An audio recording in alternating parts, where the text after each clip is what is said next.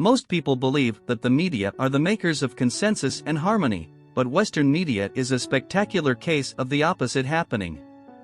Over the last few years, there has been an increase in propaganda against India by certain foreign media outlets. The West want the current government of India to lose in the 2024 election. Because they don't like the India which prioritizes its own national interest over everything else. Let's take a look at several attempts made by them. It all accelerated with the anti-India propagandist BBC, who on October 10, 2022 published an article named US Immigration: Why Indians Are Fleeing Halfway Around the World. Similar articles have been published by The Wire and others as well. They created a fake narrative of minority persecution. But the actual reason is that the developed countries such as Canada and Germany faced an acute shortage of skilled workers due to low population, aging population, and low birth rate. Instead of highlighting the shortcomings of the developed nations, such as disparity in development parameters, the BBC published an unsubstantiated article. Besides, they deliberately ignored the contribution of the Indian diaspora for the development of the Western nations. The BBC did not stop there. They intentionally disseminated a documentary on the 2002 Gujarat riots.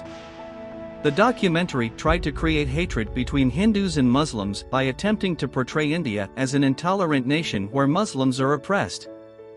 It is remarkable that some courts in India, including the Supreme Court, have ruled on multiple occasions that the Gujarat riots were brought under control quickly, and there is no evidence that the state government had asked police to not take action against the rioters.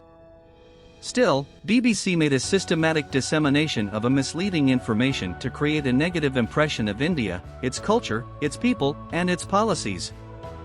Soon after the release of the documentary, a report by US short seller Hindenburg Research has shook the world. It was portrayed in such a way that the Adani Group improperly used offshore tax havens and manipulated stocks with the help of the government. The biased media made a detailed discussion on the Hindenburg report, but they never highlighted the justification given by the Adani Group through a 413-page response. Because those media thrive in the joy that people find in the collective playing of ideas that are contrarian to establishment. The biased media attempted to raise a hue and cry after India issued a notice to Pakistan to amend the 1960 Indus Water Treaty. They believe that India is not complying with the treaty and is using more water than its actual share. However, the reality is that India has always adhered with the terms of the treaty. India uses only its share of water as per the treaty, which is around 20% of the total water available. In fact, India has been providing additional water to Pakistan during the monsoon season to help them out with their crop irrigation. Also, a hidden message is being conveyed that India is a land of minority persecution. And an impression is being created that the secessionist claims made by Khalistanis are legitimate. However, the assistance given by Pakistan to Khalistanis were never discussed in public forum by the so-called liberals. Yet, we see some media platforms giving them a platform to showcase their demand, which is not only harmful but also dangerous for global peace. The Indian government presented an exemplary budget on February 1, 2023. It was so meticulously designed that everyone is equally benefited. Various innovative schemes for the empowerment of women, students, tribal groups and farmers were included in the budget.